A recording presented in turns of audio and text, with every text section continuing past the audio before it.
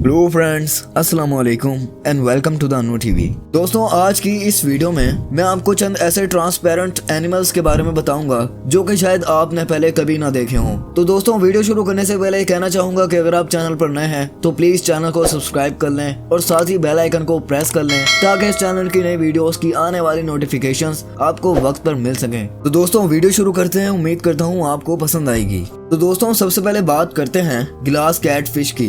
दोस्तों, ये unique fish जो आप देख रहे हैं, ये फिश साउथ एशिया में पाई जाती है। ये मछली ज्यादातर शफाफ पानी में रहती है और इसका साइज 6 इंच तक होता है। पहली बार देखने से ये फिश नजर भी नहीं आती। Glass catfish transparent animals में से एक मानी जाती है। ये मछली इतनी ट्रांसपेरेंट होती है कि इसमें मौजूद कांटे भी नजर आ रहे होते हैं। ग्लास कैट फिश का सर एक नॉर्मल फिश की तरह होता है, लेकिन सर के अलावा बाकी पूरी बॉडी ही ट्रांसपेरेंट होती है। तो अब बात करते हैं सी एंजल्स की। दोस्तों, ये जो ब्यूटीफुल सा क्रिएचर आप देख रहे हैं, इनको सी एंजल्स कहा जाता है। ये सी एनिमल्स ज्यादातर कोल्ड ओशन यानी ठंडे पानी में रहते हैं। सी एंजल ज्यादातर अटलांटिक, पैसिफिक और आर्टिक ओशंस में भी पाए जाते हैं। ये समुद्री जानवर साइज में सिर्फ 3 इंच के होते हैं और ये ज्यादातर समुद्र की गहराई में रहते हैं। दोस्तों, सी एंजल्स के 2 छोटे छोटे विंग्स होते हैं जिनकी मदद से ये क्रिएचर्स फ्लोट करते हैं और इनकी एक छोटी सी टेल होती है।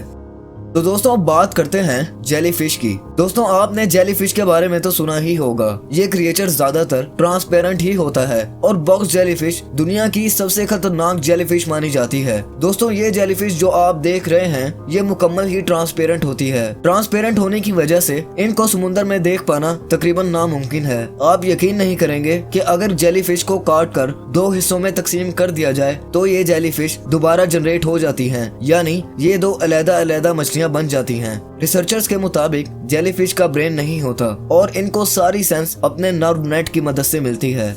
तो बात करते हैं घोस्ट श्रिम्प की। दोस्तों, श्रिम्प एक सी एनिमल है। श्रिम्प को सिर्फ छोटी मछलियां ही नहीं बल्कि वेल्स भी अपनी खुराक का हिस्सा बना लेती हैं और ये क्रिएचर तकरीबन पूरी दुनिया में ही पाए जाते हैं। श्रिम्प की एक नस्ल बिल्कुल ही ट्रांसपेरेंट होती है। कई बायोलॉजिस्ट के मुताबिक इनको ग्लास श्रिम्प भी कहा जाता है। ये श्रिम्प मुकम्मल ही ट्रांसपेरेंट होते हैं, इसी वजह से ये दूसरी मछलियों की खुराक बनने से बच जाते हैं। श्रिम्प में एक येलो कलर का स्पॉट होता है जो कि आइस के बिल्कुल सेंटर में होता है।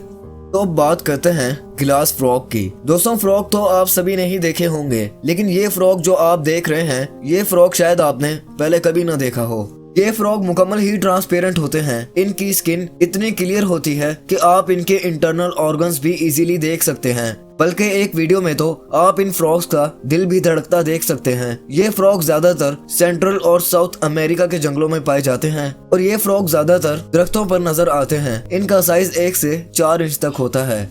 तो दोस्तों, बात करते हैं ग्रीटा ओटो की। दोस्तों, बटरफ्लाईज दुनिया के सबसे खूबसूरत क्रिएचर्स में से एक मानी जाती हैं। आपने बहुत सी कलरफुल बटरफ्लाईज देखी होंगी, लेकिन ये बटरफ्लाई आपने शायद कभी पहले ना देखी हो। ये यूनिक बटरफ्लाई सेंट्रल और साउथ अमेरिका में पाई जाती हैं। सीजन चेंज होते ही ये तितलियां शहर भी चेंज कर लेती हैं। वैसे तो ये बटरफ्लाईज पूरी ट्रांसपेरेंट नहीं होती, मगर इनके विंग्स पूरे ही ट्रांसपेरेंट होते हैं और काफी यूनिक लुक देते हैं। दोस्तों, ये अल्लाह ताला की वाकई एक अजीम कुदरत है।